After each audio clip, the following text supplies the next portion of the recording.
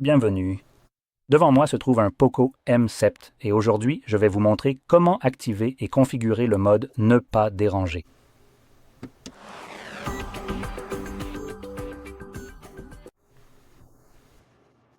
Très bien. Pour commencer, nous allons faire glisser notre doigt vers le bas depuis le haut de l'écran. Essayons à nouveau. Voilà, comme ceci. Faites glisser à nouveau vers le bas pour étendre la liste des raccourcis.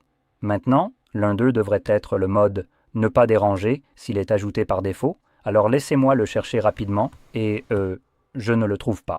D'accord. Donc, si de votre côté vous ne trouvez pas le mode Ne pas déranger, qui encore une fois devrait être ajouté par défaut, mais si jamais vous ne le trouvez pas comme moi, allez à la dernière page et le dernier raccourci sera Modifier.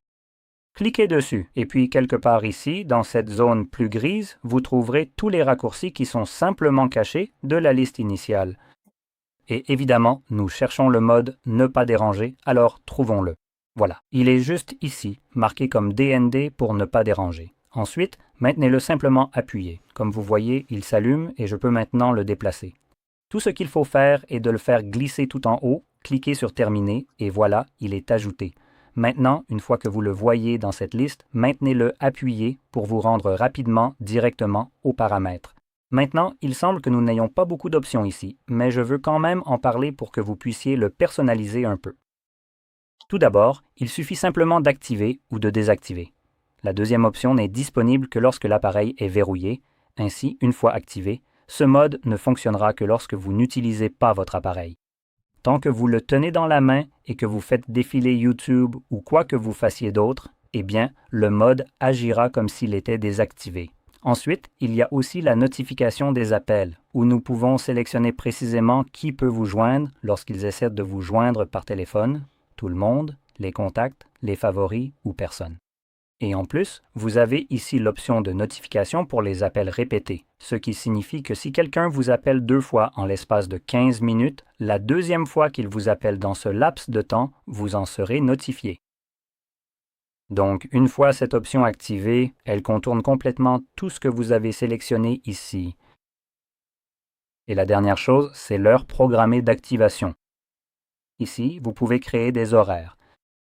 Donc, une fois que vous en sélectionnez un, vous savez quoi, je vais en créer un. Il suffit de faire quelque chose comme ça. Voilà.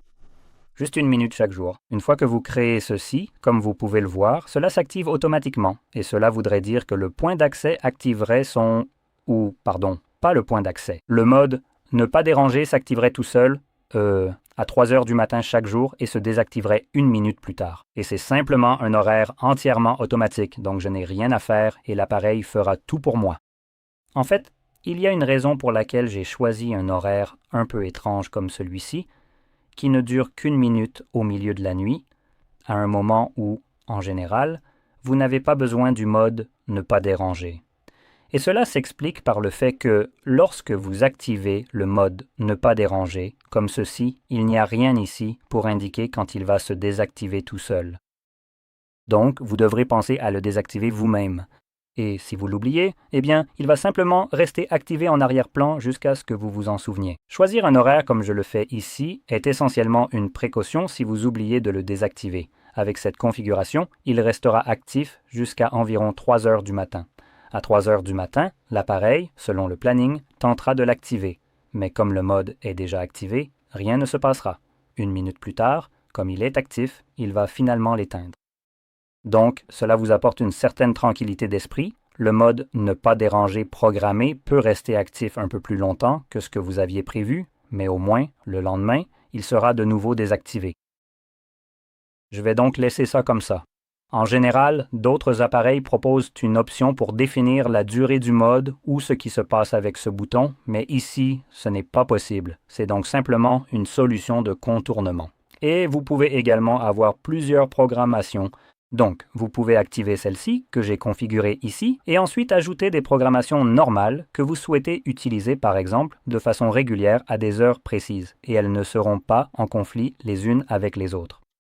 Donc encore une fois, c'est juste au cas où vous voudriez l'utiliser manuellement. Et pour cette option d'utilisation manuelle, chaque fois que vous souhaitez l'activer, il suffit de trouver le bouton comme vous m'avez vu le faire auparavant, d'appuyer dessus, et c'est tout. Cela vous indique que c'est activé pour le moment, et c'est tout. Et pour le désactiver, il vous suffit simplement d'appuyer à nouveau sur ce bouton. Ou alors, comme c'est réglé pour moi, je peux simplement attendre jusqu'à 3 heures du matin, ou 3h01, et il va se désactiver tout seul. Bref, j'espère que cela vous a été utile, et si c'est le cas, pensez à liker, à vous abonner, et merci d'avoir regardé.